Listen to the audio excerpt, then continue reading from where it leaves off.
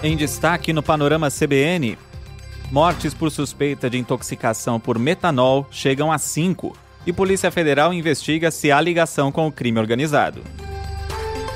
Hugo Mota confirma a votação da isenção do imposto de renda para esta quarta-feira. Mudança na lei da ficha limpa vai reduzir o tempo em que políticos condenados não podem se eleger. Comissão do Congresso aprova fundo eleitoral de quase 5 bilhões de reais.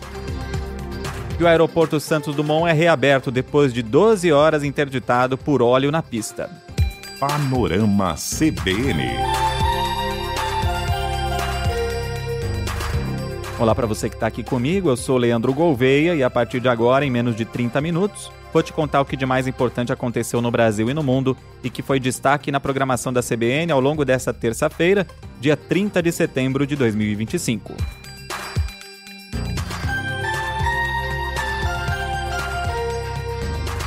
Falando sobre esses casos de intoxicação por metanol em São Paulo, o governo atualizou de 3 para 5 o número de mortes relacionadas à suspeita de intoxicação por bebidas adulteradas. Até agora, só um dos casos teve a contaminação confirmada.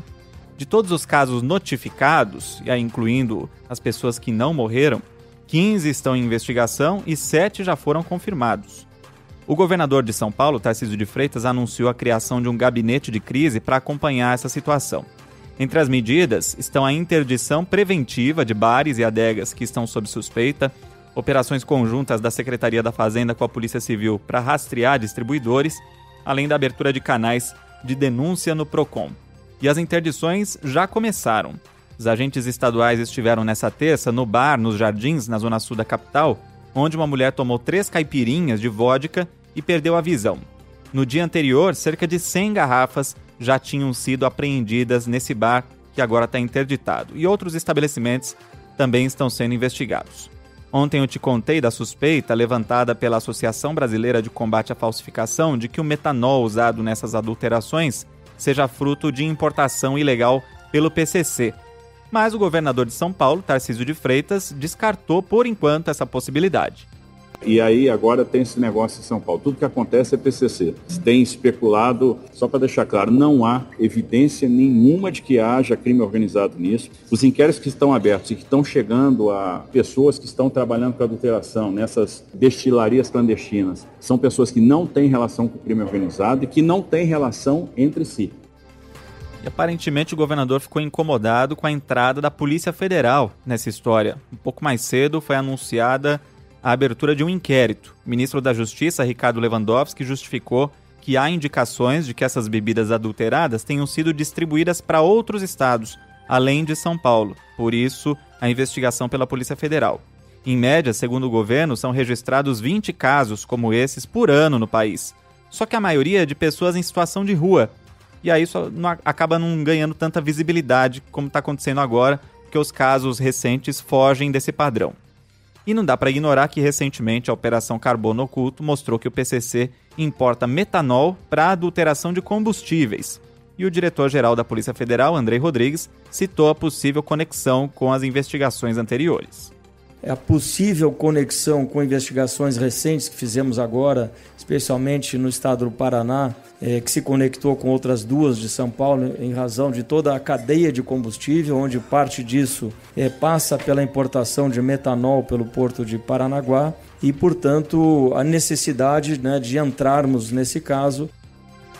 Andrei Rodrigues afirmou que a investigação federal não atrapalha a apuração da Polícia Civil de São Paulo, pelo contrário, segundo ele, elas são complementares e os 2 órgãos vão atuar de forma integrada. A Secretaria Nacional do Consumidor também abriu um inquérito administrativo para investigar o caminho desses produtos. O secretário Paulo Pereira disse que os estabelecimentos comerciais podem ter recebido bebidas adulteradas sem saber. A ideia é que a partir desses estabelecimentos a gente consiga determinar fornecedores e isso pode ampliar o primeiro ambiente de investigação. Seja porque não apareceram nos boletins de ocorrência ou porque não apareceram nas informações do sistema de saúde, é muito provável que a gente ainda tenha estabelecimentos que não estão identificados, de modo que as pessoas que passaram por essas situações estão sendo contactadas. É importante esse fluxo de informação. Em outra frente, o Ministério da Saúde determinou que agentes de saúde notifiquem casos suspeitos imediatamente de pessoas que apresentem os primeiros sintomas de intoxicação e tenham ingerido bebida alcoólica fora de um ambiente controlado. Os primeiros sintomas são cólica e alteração na visão. Os sintomas não surgem de forma imediata, podem aparecer até 24 horas depois.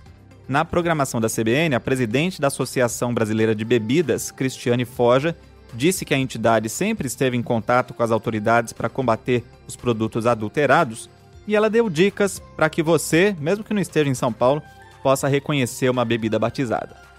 A vedação, a cor do lacre, a tampa, como é o produto original, observe isso, conheça isso. Rótulo, contrarótulo. Bebida legal tem contrarótulo com informações do estabelecimento, endereço, tudo em português. Se estiver em idioma estrangeiro, é ilegal. O contrarótulo também tem o registro do mapa. Garrafa tem que estar intacta. A indústria ela é cuidadosa, ela não oferece produtos com rótulo rasurado, com garrafa riscada, quebrada, não acontece isso. Aliás, ao longo dessa terça-feira, uma série de bares aqui de São Paulo, de clubes, começaram a emitir comunicados para falar sobre a segurança das bebidas que são servidas nesses estabelecimentos. No interior de São Paulo, 2 pessoas foram presas na cidade de Americana, numa fábrica clandestina de bebidas destiladas. Foram apreendidos pelo menos 17 mil produtos, como uísque, gin e vodka, mas, segundo a polícia, nesse caso, não havia metanol no material apreendido. Mudando de assunto agora, para falar da lei da ficha limpa, o presidente Lula vetou trechos do projeto aprovado pelo Congresso Nacional, mas sancionou alterações que reduzem o período em que políticos condenados ou cassados não podem disputar eleições. O prazo de 8 anos de inelegibilidade passa a contar, agora, desde a condenação e não depois do cumprimento da pena. Lula vetou o trecho que permitia o efeito retroativo da lei, o que não beneficiaria os já condenados. Mas o movimento de combate à corrupção eleitoral acredita que isso pode causar insegurança jurídica. E o diretor da entidade, Luciano dos Santos, disse que vai pedir que o Supremo Tribunal Federal declare a lei inconstitucional. E aí o nosso entendimento é de que serão impedidos de participar do processo eleitoral, mas concorrerão sub júdice, uma insegurança jurídica, né? E pode inclusive ser candidato e depois indicar um outro no lugar, né? No caso de quem disputa o executivo. São essas manobras que são utilizadas no processo eleitoral, né? Na política como um todo, e que não é salutar, não ajuda, né? Portanto, dizer que para alguns crimes a lei não foi alterada. Então o prazo de 8 anos começa a contar depois do cumprimento da pena. Caso de crimes contra a administração pública, lavagem de dinheiro ou ocultação de bens, tráfico de drogas, racismo, tortura, terrorismo e crimes hediondos, crimes praticados por organização criminosa, quadrilha ou bando, entre outros. O presidente Lula manteve o trecho da lei que limita a 12 anos o prazo máximo de inelegibilidade, mesmo que haja múltiplas condenações em processos diferentes. O presidente só vetou a redução no tempo em que o político ficaria inelegível nos casos de condenação por abuso de poder político e econômico pela Justiça Eleitoral. Falar agora das negociações para isenção do imposto de renda para quem ganha até R$5 mil. Provavelmente interessa muito a você, né? O relator do projeto, o deputado Arthur Lira, do PP, disse que analisa mais de 50 emendas ao texto. A grande questão é como compensar o que o governo vai deixar de arrecadar, que gira em torno de R$25 bilhões ao ano. Em tese, o nosso relatório, por enquanto, está mantido. A nossa relação é de saber exatamente da sensibilidade desse tema, da importância da justiça tributária, e a discussão da compensação é o que eu venho dizendo há vários dias. Tem que ser exaurida, tem que ser discutida, tem que ser massificada o comprometimento de como vai se compensar essa ausência de arrecadação. O setor empresarial vem pressionando pela modificação das compensações, em especial no ponto da tributação sobre remessas ao exterior e também a taxação de dividendos. Lira e o presidente da Câmara, Hugo Motta, participaram nessa terça de uma reunião na Frente Parlamentar da Agricultura. E segundo pessoas que participaram, Lira não se mostrou disposto a modificar esses pontos. A proposta é taxar quem ganha mais de R$600 mil por ano ou cerca de 50 mil por mês. Mas parlamentares da oposição apresentaram emendas para modificar esse ponto. O PT já começou uma campanha nas redes sociais para manter esses pontos, como afirma o deputado Rogério Correia. Significa que 140 mil pessoas vão conseguir arcar com um custo de aproximadamente isenção para 30 milhões de pessoas. Isso é mais do que justo, é fazer a divisão de renda e justiça tributária no Brasil. E aqueles que tentarem fazer de uma forma ou de outra que esse projeto não se torne realidade, serão amplamente denunciados. Os parlamentares do Centrão, para evitar um desgaste maior depois da repercussão negativa da PEC da blindagem, devem apoiar a taxação dos mais ricos. E o presidente Lula almoçou nessa terça com os presidentes da Câmara, Hugo Mota, e do Senado, Davi Alcolumbre. Hugo Mota confirmou que a votação na Câmara vai ser nessa quarta-feira. O presidente Lula, que recentemente criticou publicamente a PEC da blindagem e agora tratou de elogiar o presidente da Câmara e o Congresso também num evento no Palácio do Planalto. Eu acho que poucas vezes na história teve um governo que teve uma relação exitosa com a Câmara e com o Senado como nós tivemos aqui. Às vezes a gente tem rusgas, às vezes a gente tem divergência, mas na essência o Congresso Nacional votou tudo aquilo que a gente precisava que fosse votado, tudo. Por isso, meus parabéns ao Congresso Nacional, à Câmara. Bom, o evento aí era para sancionar leis de fomento à segurança alimentar. E o presidente da Câmara, Hugo Mota, disse que combater a fome não é uma pauta de direita ou esquerda, mas de todo o povo brasileiro, e que o Congresso tem sido amigo do povo. Mas agora olha essa daí, a Comissão Mista de Orçamento do Congresso Nacional aprovou uma instrução que, na prática, amplia a reserva de dinheiro público para o fundo eleitoral no orçamento de 2026. E o valor é de 4,9 bilhões de reais. É igual ao montante destinado às campanhas de 2024 e supera em muito a proposta inicial da equipe econômica do governo, que projetava só 1 bilhão para o financiamento eleitoral, que cai entre nós, parece irreal também, só 1 bilhão diante dos quase 5 bilhões da eleição passada. Ao justificar a ampliação, o relator, deputado Isnaldo Bulhões, do MDB, afirmou que a medida corrige o que ele chamou de equívoco do Poder Executivo.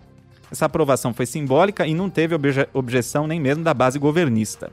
E agora o relator deve definir quais gastos serão reduzidos, incluindo emendas ou até investimentos do governo. O valor final ainda depende da aprovação do orçamento final, primeiro pela comissão, depois em sessão conjunta da Câmara e do Senado, para então ser sancionado pelo presidente Lula. E a Receita Federal começou a pagar nessa terça o 5º lote de restituição do imposto de renda. São 387 mil restituições, totalizando mais de 1 bilhão de reais. O dinheiro é depositado na conta ou na chave Pix informada pelos contribuintes. E o principal índice da Bolsa de Valores de São Paulo chegou a bater um novo recorde durante o dia, mas fechou o pregão com baixa de 0,07% aos 146.237 pontos. No mês, o Ibovespa teve alta de 3,4%. O dólar encerrou estável, com leve alta de 0,02%, cotado a R$ 5,32.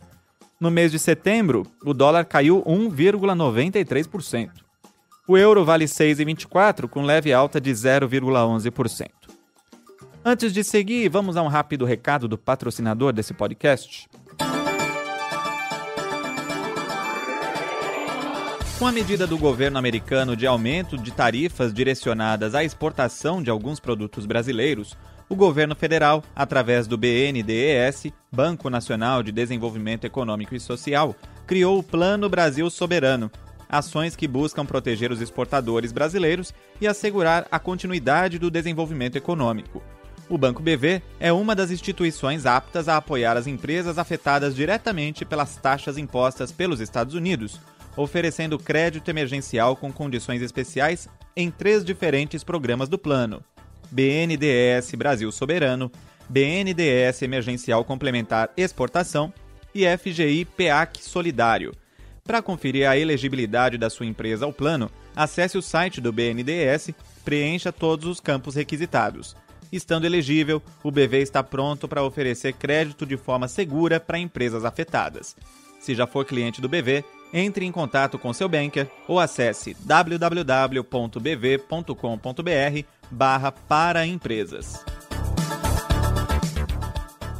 Panorama CBN.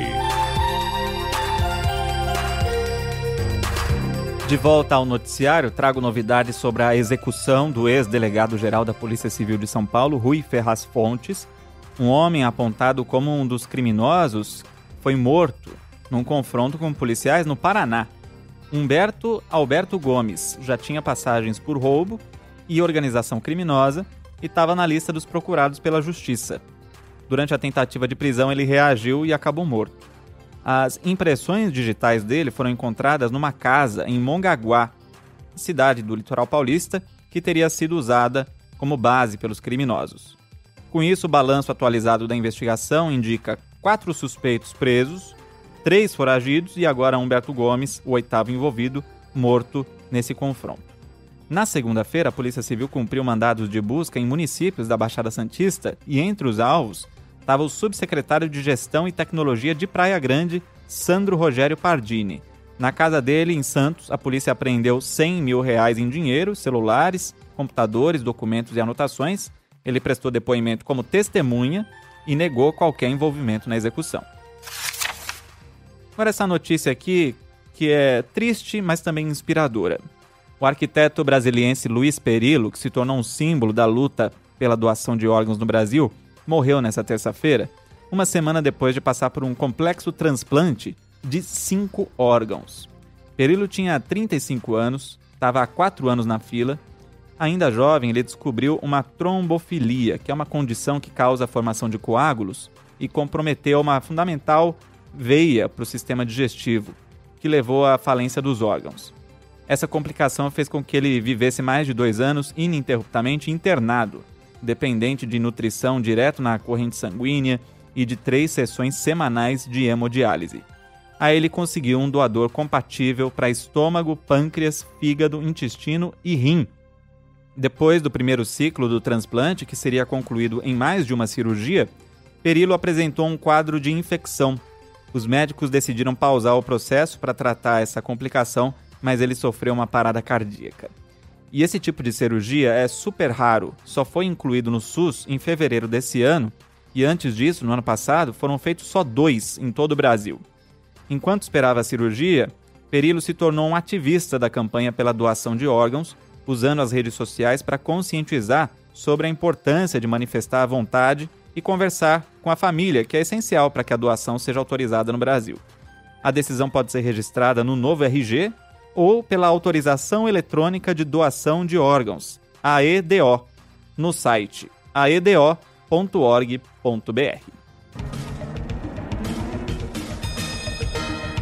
Na página internacional, o primeiro-ministro de Israel, Benjamin Netanyahu, disse que não aceitou a criação de um Estado palestino. Ele destacou que a medida não está prevista no acordo que foi proposto na segunda-feira pelo presidente dos Estados Unidos, Donald Trump.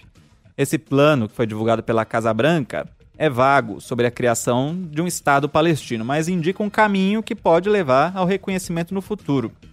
Netanyahu fez essa declaração nessa terça numa rede social por causa das pressões internas da base do governo depois desse acordo que foi anunciado e eu trouxe para você na edição de ontem do Panorama. A proposta condiciona a existência do Estado palestino ao avanço da reconstrução de Gaza e a reformas na Autoridade Palestina, que faz a gestão da Cisjordânia, que é um território ocupado militarmente por Israel. Nessa terça também, o presidente Donald Trump voltou a pressionar o Hamas para aceitar esse acordo e deu um prazo de 3 a 4 dias para o grupo terrorista dar uma resposta. O Hamas disse que está estudando essa proposta, mas não fixou um prazo para responder. Uma fonte do grupo disse à agência France Press que essa análise pode durar vários dias por causa da complexidade em coordenar a comunicação entre os membros da liderança. Antes de um discurso para militares na Virgínia, Trump falou com jornalistas e disse que se o Hamas não concordar com o acordo, será um fim muito triste. Esperamos uma resposta em 3 ou 4 dias. Todos os países árabes aceitaram. Os países muçulmanos aceitaram. Israel aceitou. Estamos apenas esperando o Hamas. E se o Hamas não aceitar, será um fim muito triste. A autoridade palestina também já manifestou apoio ao plano, assim como Itália, França e Reino Unido. Os governos de países árabes, como Arábia Saudita, Jordânia, Emirados Árabes Unidos, Egito e Catar, disseram também num comunicado conjunto que estão prontos para implementar o acordo. E eu falei que Trump faria um discurso para militares na Virgínia. Foi uma ação inédita na história recente dos Estados Unidos. O presidente e o secretário de Defesa, Pete Hegseth, convocaram centenas de oficiais generais das Forças Armadas para apresentar um plano de enquadramento à ideologia do presidente. Foi uma espécie de comício com a bandeira dos Estados Unidos bem grande atrás dos dois. Hegseth chegou a dizer que quem estiver descontente deve pedir demissão. Já Trump disse que o país sofre uma invasão por dentro ao falar das intervenções das forças federais em cidades como Washington. Também houve alguns momentos constrangedores, não para o público dele, mas para o restante da população e da sociedade. Foi quando Hegseth disse ser inaceitável ver generais e almirantes gordos. Já Trump, numa referência a duas palavras que começam com N, nigger, que é altamente pejorativa e racista para se referir a negros nos Estados Unidos, e nucleares, sobre os armamentos. Trump disse que há duas palavras N e que você não pode usar nenhuma delas.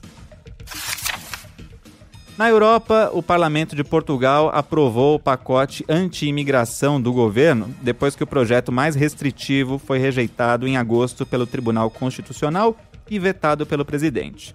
A nova versão do texto reduz de 2 para 1 ano o prazo de residência legal para um imigrante casado poder pedir em território português o reagrupamento familiar.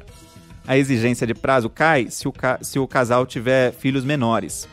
O reagrupamento só será permitido se for comprovado que os companheiros já viviam juntos há 12 meses no país de origem. Outras duas medidas afetam brasileiros que vivem ou planejam morar em Portugal. Acaba com a possibilidade de um turista, sem visto prévio, pedir autorização de residência em território português, mesmo que seja da comunidade de países que falam português, e, além disso, decide conceder visto para procura de trabalho por 6 meses apenas aos profissionais considerados qualificados pelo governo.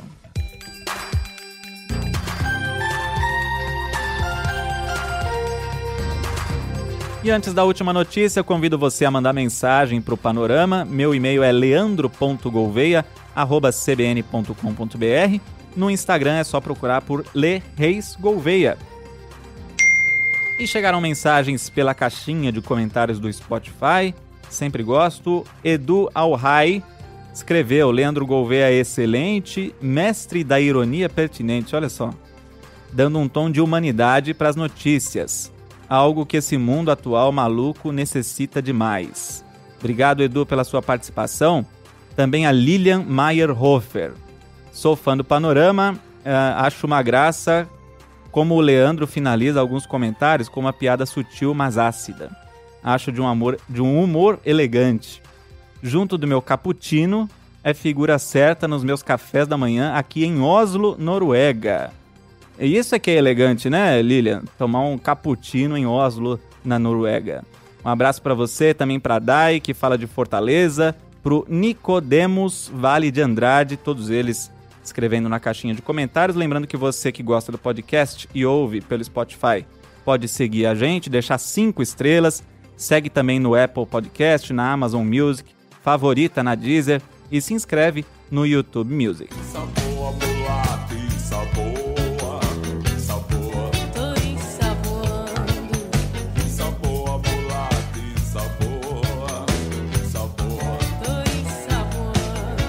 Foi isso o que as equipes da Infraero passaram o dia fazendo na pista do aeroporto Santos Dumont, no Rio de Janeiro.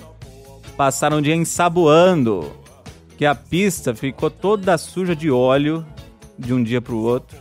E aí o terminal passou a terça-feira com as operações suspensas. Foi um veículo de serviço que fazia uma inspeção que derramou esse óleo na pista ainda na noite de segunda. E aí na terça o aeroporto não abriu. Mais de 160 voos entre chegadas e partidas foram cancelados e 14 foram desviados até o momento em que eu gravo esse podcast. A pista só foi liberada perto das 6 da tarde, depois de 12 horas. Imagina o transtorno, né? O terminal ficou lotado de passageiros, com muitas dúvidas sobre quando iriam viajar. A Infraero disse que estenderia a operação para reacomodar os voos, mas imagina só o efeito cascata até sobre outros aeroportos. Então, se você tem viagem marcada, faz uma consulta antes à companhia aérea. Boa sorte para você e boa viagem também.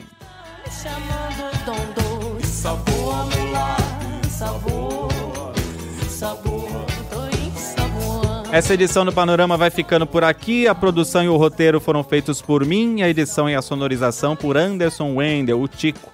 A próxima edição vai ao ar a partir de 7 da manhã com Bianca Santos. E eu volto amanhã. Até lá.